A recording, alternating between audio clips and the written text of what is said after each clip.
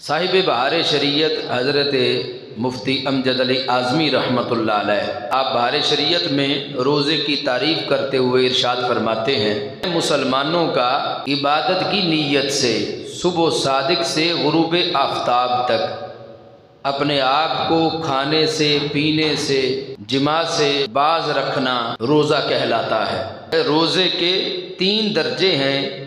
ایک عام لوگوں کا روزہ کہ یہی پیٹ اور شرمگاہ کو کھانے پینے جماع سے روکنا۔ فرماتے ہیں دوسرا خواص کا روزہ کہ یعنی ان ساری چیزوں کے علاوہ کان، آنکھ، زبان، ہاتھ، پاؤں اور تمام اعضاء کو گناہ سے باز رکھنا۔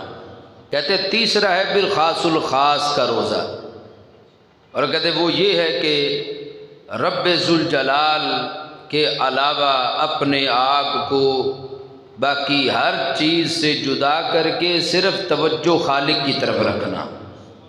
اور پھر فرماتے ہیں روزے کی 5 قسمیں ہیں۔ ایک ہے فرض، ایک ہے واجب، ایک ہے نفل، ایک ہے مکروہ تنزیہی اور ایک ہے مکروہ تحریمی، کہ یہ 5 قسمیں ہیں روزے کی۔ کہتے ہیں فرض اور واجب کی پھر 2 قسمیں ہیں، معین اور غیر معین۔ فرض جو معین ہے وہ جس طرح کہ رمضان کا روزہ ہے، اور فرض غیر معین رمضان کے روزے کی قضا کرنا یا کفارہ ادا کرنا۔ واجب جو معین ہے اس کی مثال ہے جیسے معین طریقے سے نظر ماننا، اور غیر معین جیسے مطلقاً نظر ماننا۔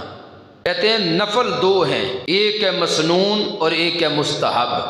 عاشورہ کا یعنی 10ویں محرم کا روزہ اور اس کے ساتھ بھی 9ویں محرم کا روزہ، اور ہر مہینے میں 13ویں، 14ویں، 15ویں اور عرفہ کا روزہ، پیر اور جمعرات کا روزہ، اسی طرح عید کے 6 روزے، اور حضرت داؤد علیہ السلام کا روزہ یعنی ایک دن روزہ رکھنا اور ایک دن افطار کرنا۔ کہتے ہیں مکروہ تنزیہی جیسے صرف ہفتے کے دن روزہ رکھنا، اور یا ہمیشہ روزہ رکھنا، یا چپ کا روزہ رکھنا، یعنی ایسا روزہ جس میں کچھ بات نہ کرے۔